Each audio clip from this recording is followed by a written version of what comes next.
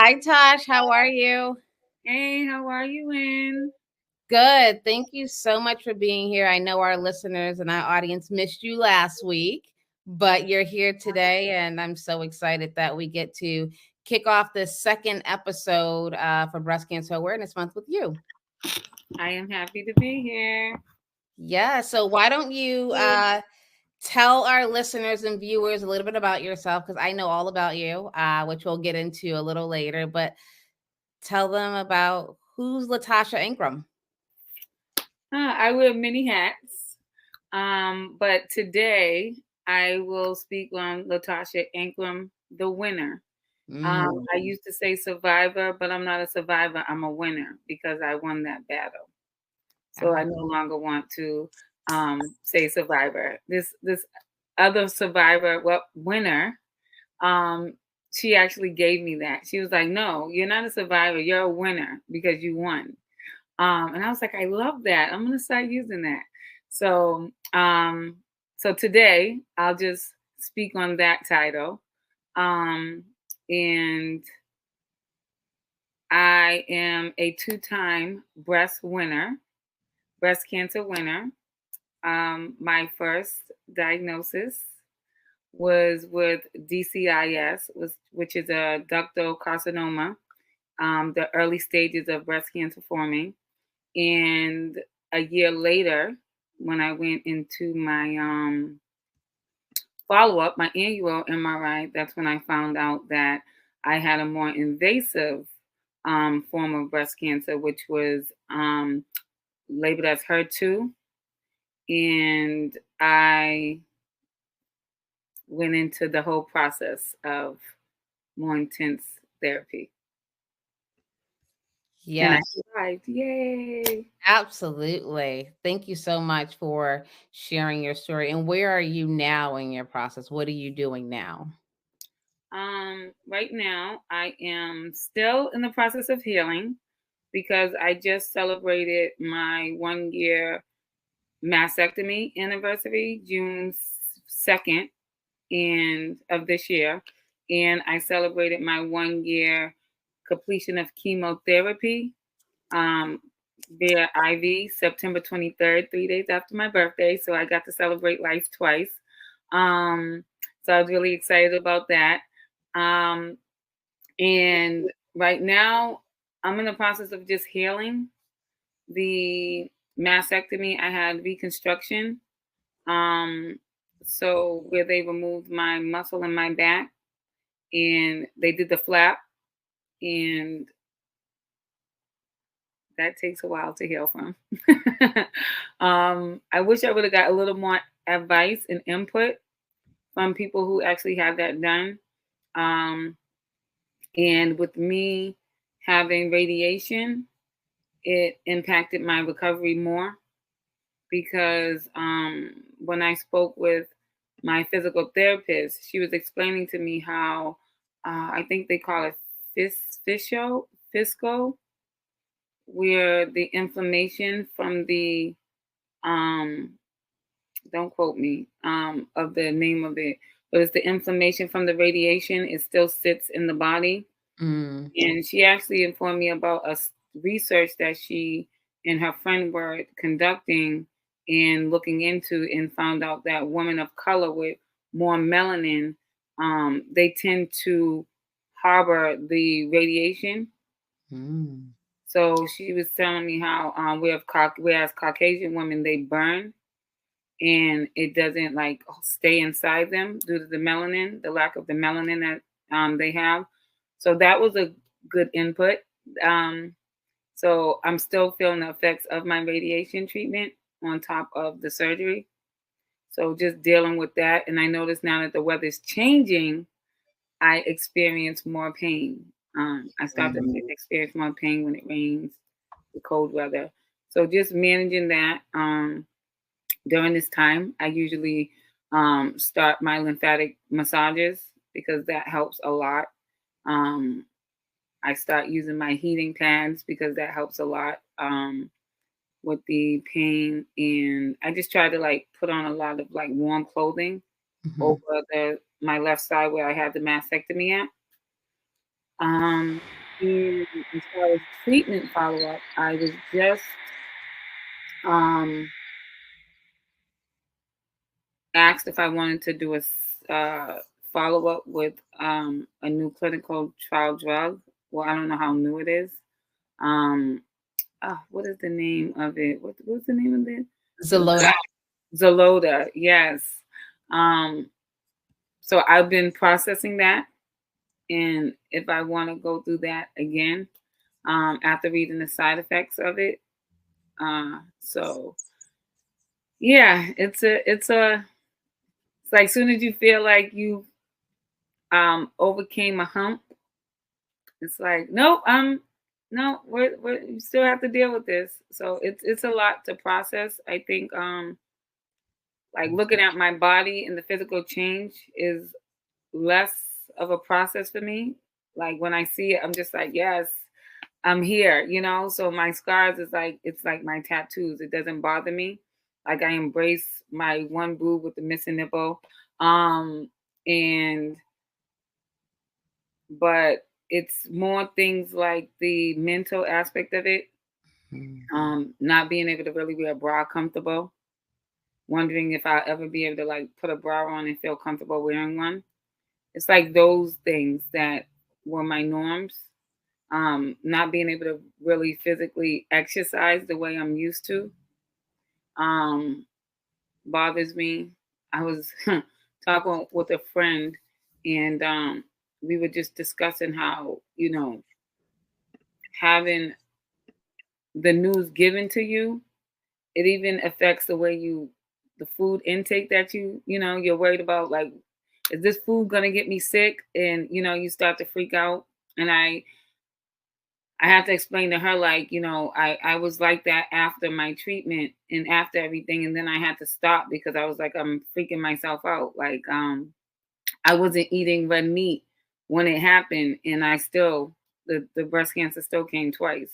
So I realized that it's going to come, you know? So just live my life and try to have balance. But it's more of I think a mental and emotional adjustment, because like out of nowhere I'll just be thinking like, dang, a year ago today I looked like this. Pictures will come up in my phone. Like just recently I'm doing a project for this mentoring program, teaching fellowship that I'm in. Mentoring program that I'm in, and it was like my journey in teaching, and part of my journey in teaching was getting um, breast cancer twice at my beginning stages of teaching. So I'm just looking through the pictures and I'm looking at myself and I'm looking at how my face broke out. I'm looking at like the transformation of my hair, and then it just made me like break down a little bit because I thought about like, wow, this is how my kids saw me. Mm-hmm. Mm-hmm. So, excuse me, I'm getting a little emotional. Um, and that's just last night. So it's like different stages happen where it'll come out of nowhere. Yeah. Yeah. And right now, last night was the stage where I was processing for the first time fully, like how my kids had to watch me go through it and how strong they were and how much of a support system my children and my sister, my mother, my father, my brothers, um, you know, my family, friends, like and I'm looking at the pictures after my surgery, during treatment, and all the love I had around me. And I was just couldn't help but to thank God and, you know, give God all the praise of me being able to have so much love around me during this time. So I feel like I am like I can't help but to give thanks to and honor to God at all times for me being here. Um, so it's like the emotional part, like just certain things will pop up that I didn't have time to process during the time. And even looking at the pictures, and I'm like, wow, I really am resilient, and I am so blessed and so covered. Like God literally had me covered with the blood of Jesus during this time, because I'm looking at how I was teaching. I was teaching K2 students during a pandemic where we were still in the midst of the pandemic, COVID still heavy, and I was healthy. Like I was healthy. Like I was able to do my work, smile, and I'm looking at the pictures and I'm like, wow, I'm truly blessed. Um and even when I went in the second time and just seeing how my students just like they just embraced it. Like they just embraced the transitions. Like some days I would have my bald head. Some days I'd throw on a wig depending on how cold it was. Some days I would have like the head wraps. And then I'm looking like I remember one of my students was like, Miss A, your hair's coming back. And they saw the little spikes and it was like seeing their reaction. And so it was like my students were going through the transition with me, and that was a true blessing for me. When I have the time now to process it and really like think about it. So I would say like right now I'm in the process of still like finally being able to slow down and process what happened to me. And I know that might take time. It's gonna take like time, years, who knows how long the process will be. But I'm just thankful that I'm here, and I'm able to do the work God put before me to do. And I was nervous starting the Zolota. And then I'm just like, God got me through chemo not once but twice. So I know he'll get me through this and still be able to do the task that he put before me to do. So I'm not going to move in fear. I'm going to move in faith. Faith and fear can't coexist. So I'm like, no, I'm not today, Satan. I'm not gonna move in that fear. And I actually had to talk with my son and daughter. I didn't get to speak to my oldest son yet. He's very busy. But I have to call him and I just let them know that I will be starting the Zolota in December, because I wanted to wait until I was on like the school break to start it, because I don't know how my body's going to respond to it with it being pills. And I know my my digestive tract is very picky on what it wants to take in. So I let them know and we had a good talk about it. And they're just like, I'm just so blessed with the children that I have. They're all so supportive. All three of them, my two sons and my daughter, like they check in. They're pains in the butt. I mean, that's what they are. But they are definitely supportive. And they're just like, okay, first, they're worried. They're like, why? I thought, my daughter's first responses. And it showed you how the children your family have the same trauma. Like they deal with the same trauma, because my daughter had a trauma response. Her response was, I thought they said that you were done. Why do they keep saying that you're fine and then they keep giving you medicine? Because she remembers after my mastectomy, I had to go back on the more intense chemo, the AC. And so you could kind of see her fear coming in. And it's just like, no, I am that they didn't see anything. Let's just get that clear. It's just preventative. Because of the first form that I had, it was different from the second, and the second one was more invasive. I'm like, when they took everything out, there was nothing around it. There was nothing in my lymph nodes, thank God. But they just do it for preventative. And I had to like give her that calm. But I could see it on both of them. And I know when I tell my oldest son, that's going to be his response too. Like, I thought they said you were done. And then his response is always, well, whatever you do, we got you. So I already know his response. Yeah.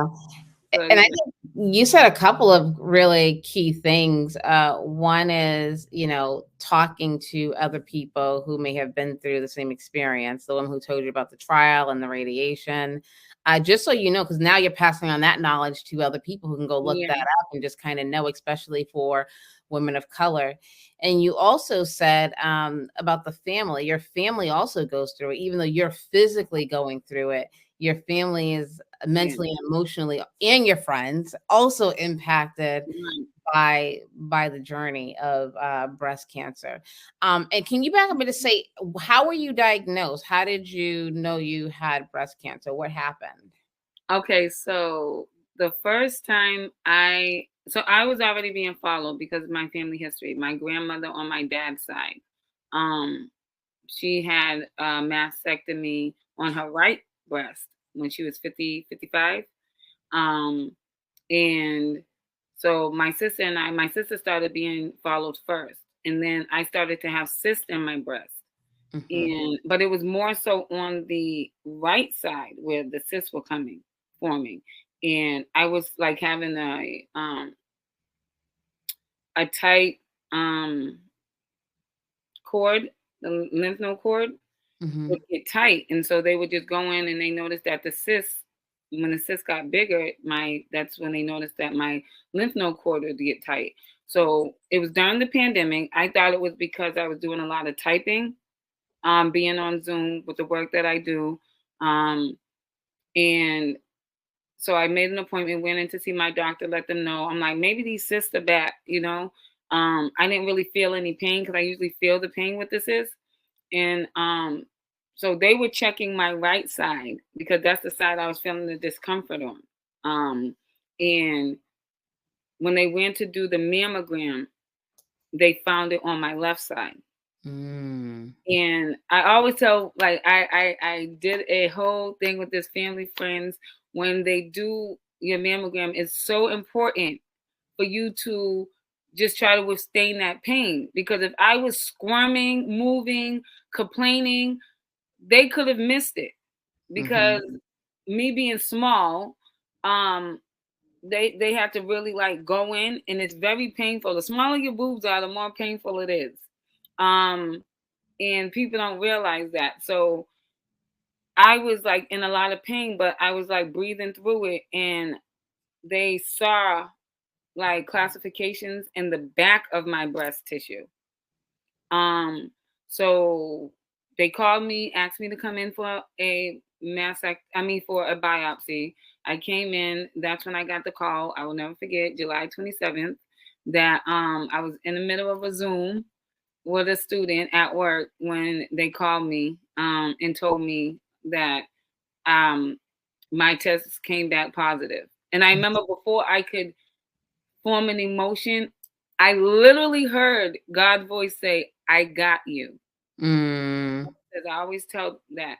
Like, I heard when God was like, "I got you. I'm gonna use you."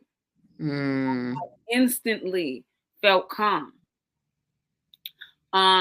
So I went in, had the um I had a lumpectomy. During my lumpectomy, I want to express the importance of advocacy, because women of color are mistreated, which is Mm. crazy. So during one of my procedures, when I was getting the clips put in, I had a male doctor tell me that he had to be rough with me because with my demographics were known to have dense tissue, so he has to be rough. And there was a Caucasian woman that was standing there with him. It was a doctor of color, Indian, and he was just like, "Yeah, I got to be rough because you're demographic." And I'm like, and Oh, I we'll have to bring you back to really unpack that. We yeah, we definitely need to talk yeah. about that. I just looked at him and I said Yeah. calmly while he was in me, I was like, what if I am rough with your nuts? Mhm. I was like, because my breast is sensitive like your nuts. Wow. Wow. And Yeah, you just we look need to talk different. about that. Self-advocacy is so important for Yes. minorities, and knowing that you're not alone. You are not alone in this. You don't have to do this alone. And Tosh, what would your message be for women out there? October being Breast Cancer Awareness Month. What would your message be for women who, or who have a family history, or who are Yes, 40 yes. over? It's good to know your family history. Um, it's good to be checked frequently. Mammograms are serious. Hmm. And once again, that advocacy thing that I was talking about is it's important to advocate for yourself because they will try to tell you, oh, your age, because that's how they were trying to dismiss me. Hmm. Because of my age, I didn't fall into the bracket of my age. And I have to remind my doctors, if you check my chart, I was diagnosed with a couple of things that, didn't fall into my age bracket. So once again, that advocacy. I had a lumpectomy. A year later, I was diagnosed with um, a a more invasive. Hmm. That one I was not as calm with. I was really scared. And I for one, I just want to say that my medical team, minus that one poor experience, was amazing. Even once I advocated and let my doctor know what happened, right there, like right there, supportive. Um, they reached out to the person over, that That's department, let them know important. what happened. So Yeah. I just want to end that with that because I don't want people to think that, oh, you advocate, that's it. No. You can have a very supportive, strong medical team, diverse medical team. It's Yeah. my medical team is diverse because people think, oh, me being a woman of color, I just have to have people of color. No, no, that's not true. Yeah. Um, it's because ignorance isn't through color. Ignorance is just Right. was with some people it's just in them, you know? So Yeah. my medical team was very diverse and they were so supportive. Even now to this day, my doctor is my oncologist is very supportive. And my breast oncologist is supportive as well as my surgeon. Yeah, Um no, that's important. That yes. is very important. No, this So is good. This is really good. So we're gonna bring you back for part two because I want to unpack that advocacy piece for yes. individuals, with breast cancer, who just health in general. Because I know you have some stories that you can tell to really impact people's lives and what they're doing and Yeah. how they can hook up with support. So go out there and get your mammograms, get your ultrasounds, Yes. know your Mammograms, history. ultrasounds, know your body. Yes, yes. Very important to feel your breast and know your body because if I didn't know my body and I wasn't familiar that something wasn't right, that could have been overlooked because my surgeon, he always said, you have angels with you. He was like, because Okay. people that usually have what you have, it doesn't get detected until they're in their late 40s, 50s Mm, because of where it's hidden. yeah. So I would definitely say know your body, um, and just learn how to advocate for yourself and know that you are your first doctor. Yeah, and we're gonna come back and talk about that advocacy. Mhm. That needs a whole 'nother segment. That is so, so, so important just in cancer in general. So Yeah. we're gonna definitely come back. So Tosh, thank you so much for sharing your story, and you'll be back. Oh, thank you for having me. I appreciate you. Have a good one, guys.